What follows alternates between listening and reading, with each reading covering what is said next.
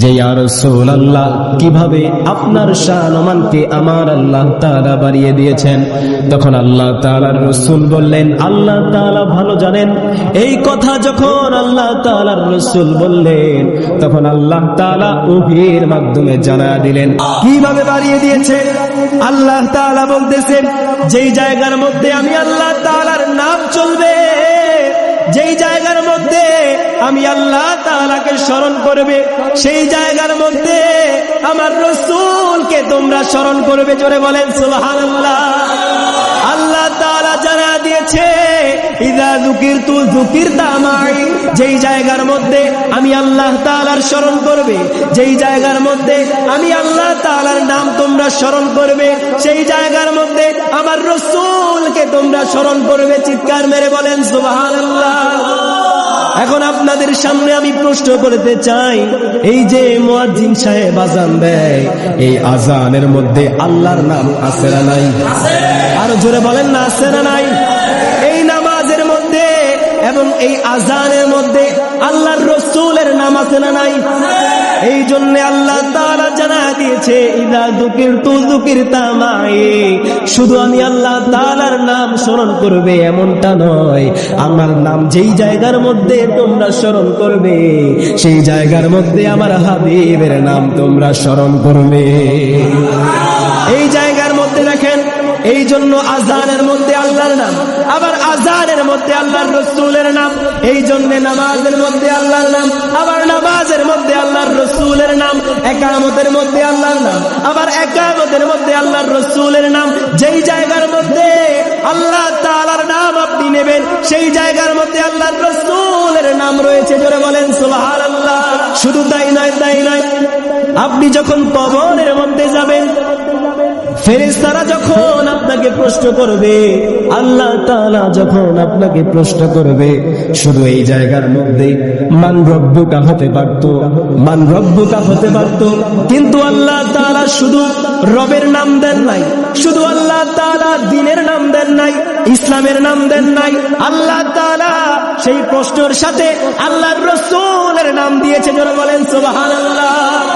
সর্বপ্রথম আপনাকে প্রশ্ন করবে, মান রব্বুকা, তোমার রব কে? আরো জোরে বলেন, রব কে? আরো জোরে বলেন, রব কে? তারপরে বলবেন, ওয়ামা দীনুকা, তোমার দিন কি?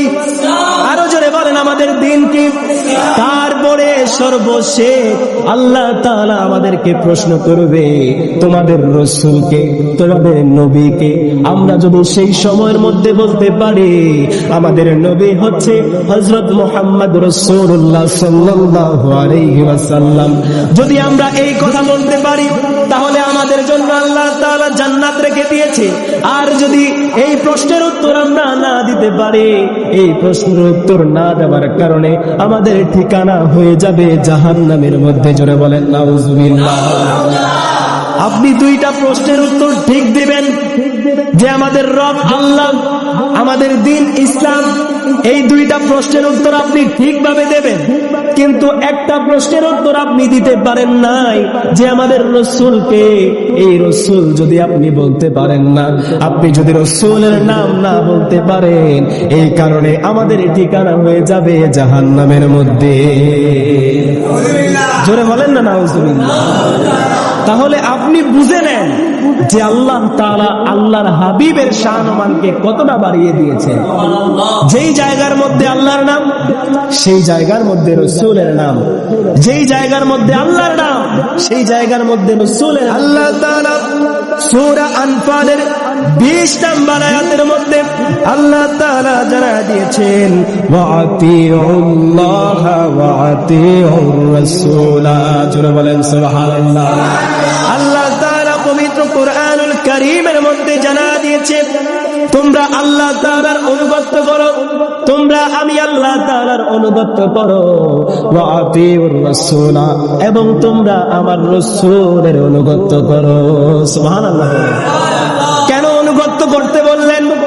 এই জন্য আল্লাহ তাআলা সূরা নিসা 80 নম্বর আয়াতের মধ্যে আল্লাহ তাআলা জানা দিয়েছে, মাইয়ুতি'র রাসূলা ফাকাদ আতা আল্লাহ। জোরে বলেন সুবহানাল্লাহ। কেন আল্লাহ তাআলা রাসূলের অনুগত করতে বললেন? এর পরের আয়াতে সূরা নিসার 80 নম্বর আয়াতের মধ্যে আল্লাহ তাআলা জানা দিয়েছে, যদি তোমরা রাসূলের অনুগত্য করতে পারো, যদি তোমরা রাসূলের অনুগত্য করতে পারো, তাহলে রাসূলের অনুগত্য মানে আমি আল্লাহ তাআলার অনুগত্য হয়ে যাই। জোরে বলেন সুবহানাল্লাহ। আরো চিৎকার মেরে জবান খুলে বলেন সুবহানাল্লাহ। প্রথমে আল্লাহ তাআলা বলেছেন তোমরা রাসূলের অনুগত্য করো, আমি আল্লাহ তাআলার অনুগত্য করো। তারপরে আল্লাহ তাআলা বলেছে যদি তোমরা রাসূলের অনুগত্য করতে পারো, তাহলে আমি আল্লাহ তাআলার অনুগত্য হয়ে যাই। তাহলে আমরা যদি রাসূলকে ভালোবাসতে পারি, রাসূলকে মুহাব্বত করতে পারি, তাহলেই আল্লাহ তাআলার ভালোবাসা হয়ে যায়। জোরে বলেন না সুবহানাল্লাহ। প্রথমে আপনি লাভ দিয়ে আল্লাহকে পেয়ে যাবেন, বিষয়টা এমন নয়।